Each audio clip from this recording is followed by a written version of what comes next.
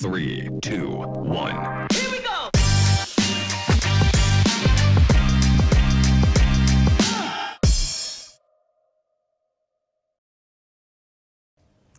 Bonjour Vladimir Scriabine, merci d'être avec nous sur le plateau des capsules solutions du salon Cyclo de Bordeaux. Vous êtes ingénieur expert projet, produits et solutions chez Xylem, en direct avec nous je crois depuis Nanterre.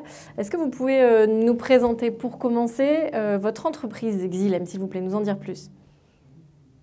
Oui, bonjour. Eh bien, Xylem est un acteur sur tout l'ensemble du cycle de l'eau, du captage en milieu naturel jusqu'à son utilisation, son traitement, sa désinfection et son rejet vers le milieu naturel.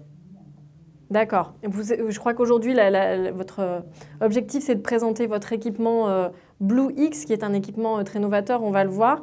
Quels sont les enjeux de cet outil aujourd'hui dans le contexte? L'enjeu de cet outil, c'est surtout de pouvoir répondre à un questionnement très important de la part de nos clients, c'est de pouvoir réduire leur consommation d'énergie. Et l'outil que je vais vous proposer va justement mettre en exergue comment piloter le traitement biologique sur une station d'épuration et comment pouvoir réduire à bon escient la consommation d'énergie pour que celle-ci soit la plus efficace possible au niveau du traitement produit. D'accord. Vous avez une présentation, je crois, à partager. Tout à fait. On vous regarde et on vous écoute. Eh bien, le maître mot de cette présentation, ce sera une phrase qui a été citée par Adolphe Thiers, un président de la Troisième République. Gouverner, c'est prévoir. Et justement, pour pouvoir associer cette syntaxe, cette maxime à notre présentation, on va pouvoir la développer sur une partie essentielle du traitement biologique d'une station d'épuration, sachant que c'est le cœur du process épuratoire et que généralement, ce poste, c'est le plus gourmand au niveau énergie et ça va représenter facilement entre 50 et 60% du coût énergétique global de la station d'épuration. Aujourd'hui, on sait que lors de la conception d'une station d'épuration, généralement, elle est dédiée pour pouvoir fonctionner un certain nombre d'années, voire un certain nombre de décennies, et elle est définie et dimensionnée pour des capacités futures. Ce qui fait que généralement, quand on a le démarrage d'une installation, elle n'est jamais à pleine charge, mais par contre, l'ensemble des équipements qui sont fonctionnels au niveau du traitement biologique, généralement ont été dimensionnés de telle sorte qu'ils soient capables de remplir leur mission quand la station est à pleine charge. L'objectif de le logiciel GUIX que je vous présente, c'est de pouvoir utiliser l'ensemble de ces équipements au milieu de leur capacité en fonction du niveau de traitement et de la capacité épuratoire du traitement biologique à ce moment-là. Globalement, on sait pratiquement que sur différentes fonctions que l'on trouvera au niveau de ce poste de traitement d'agitation, de ce traitement biologique, on aura un poste d'agitation qui se traduira soit par des agitateurs longs, soit par des agitateurs rapides à vitesse fixe.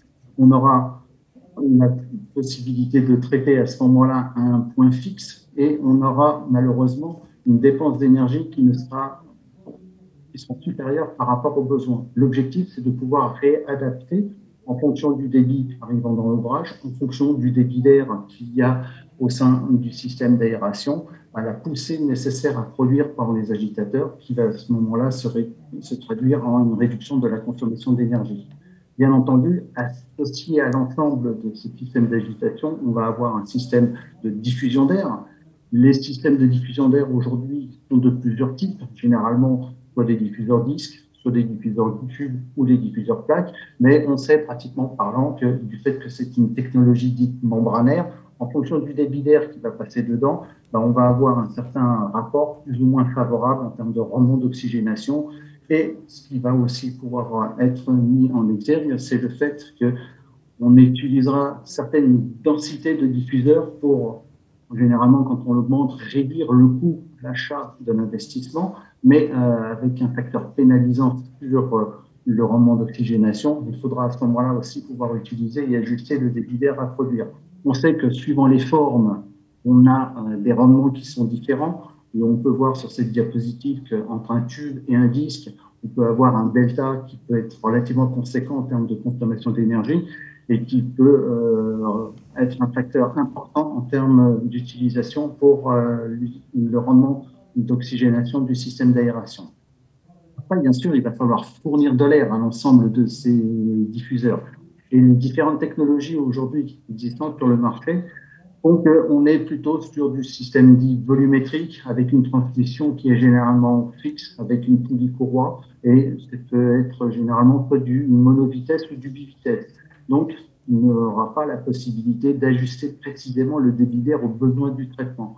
Ce que l'on propose avec nos équipements, c'est de pouvoir avoir aujourd'hui un débit d'air qui soit variable et donc ajustable, afin de pouvoir mettre vraiment en ordre de marche par rapport aux besoins du process. Ici, un exemple de réalisation où on a simplement changé de technologie, on a conservé le même débit et on a pu s'apercevoir qu'en termes d'exploitation, on avait une réduction de la consommation d'énergie qui était aux alentours de 40% par rapport à un système à l'aube, où là, avec un débit d'air équivalent sur une nouvelle technologie, on retrouve des performances d'aération et des performances de puissance absorbée nettement inférieures avec ce système centrifuge. Afin de pouvoir ensuite piloter tout l'ensemble, il faudra pouvoir mesurer ce qui se passe biologiquement parlant au sein de l'effluent. À ce moment-là, des sondes seront nécessaires et ces sondes pourront à tout instant donner la valeur de concentration d'oxygène ou de valeur de redox ou sinon d'ammonium et de nitrate au sein de l'effluent.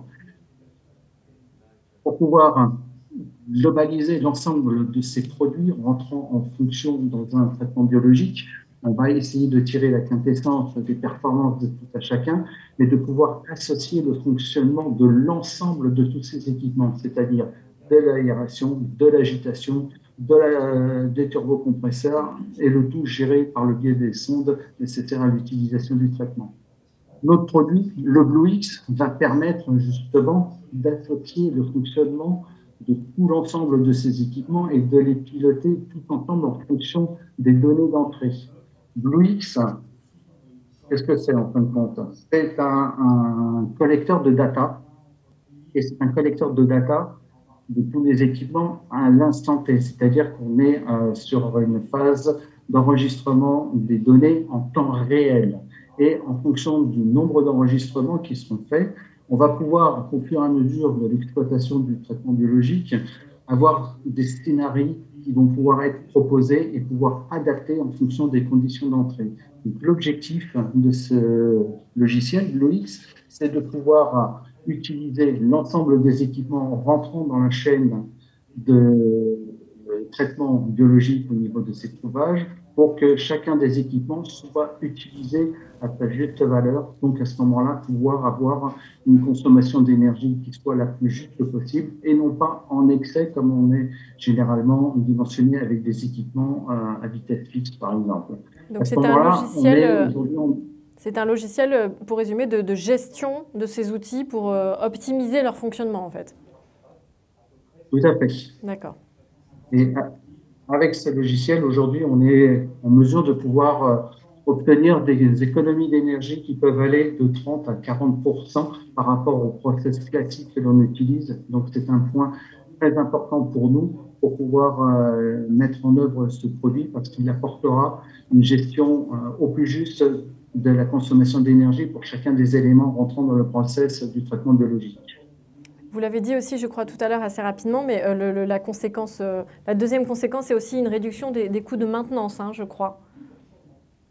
Alors, bien sûr, derrière cette utilisation optimisée, on va avoir des équipements qui vont subir moins de contraintes mécaniques et à partir de là, on va pouvoir mettre en œuvre beaucoup plus facilement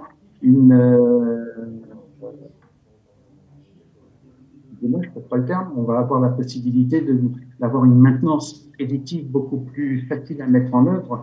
Et avec cette maintenance prédictive, on va pouvoir augmenter la durée de vie des équipements.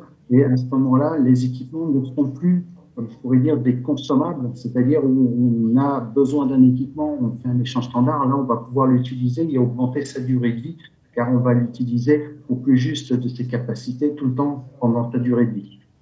On comprend. Donc en fait, c'est une technologie innovante, mais aussi dans la manière de concevoir les équipements, hein. Ça révolutionne un peu la manière de voir tout ce fonctionnement. Tout à fait, oui, parce on a plutôt tendance à avoir un fonctionnement des équipements en tout ou rien. Aujourd'hui, ce que l'on propose, c'est de pouvoir utiliser à leur juste mesure l'équipement en question avec les capacités de variabilité que peuvent avoir aujourd'hui nos agitateurs, nos surpresseurs, nos pompes, etc.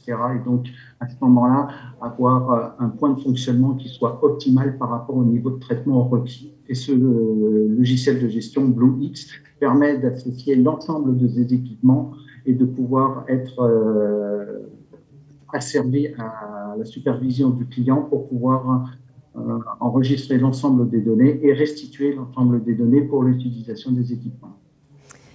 Oui, où en êtes-vous aujourd'hui du développement de ce produit? Quel serait le calendrier qu'on pourrait imaginer de mise en œuvre? Alors, ce produit est quasiment terminé au jour d'aujourd'hui. On a en prévision de le lancer sur le marché français d'ici le deuxième semestre de cette année. On est en phase pilote sur différentes installations, que ce soit aux États-Unis ou même une en Europe du côté de l'Allemagne actuellement. Et pour nous, sur le marché français, on prévoit une diffusion de ces produits à partir du deuxième semestre. Donc on est bientôt dans le très concret. Merci beaucoup Vladimir Scriabine d'avoir été avec nous pour cette présentation. Et puis à bientôt sur le Salon Cyclo. Merci à vous, bientôt. À bientôt.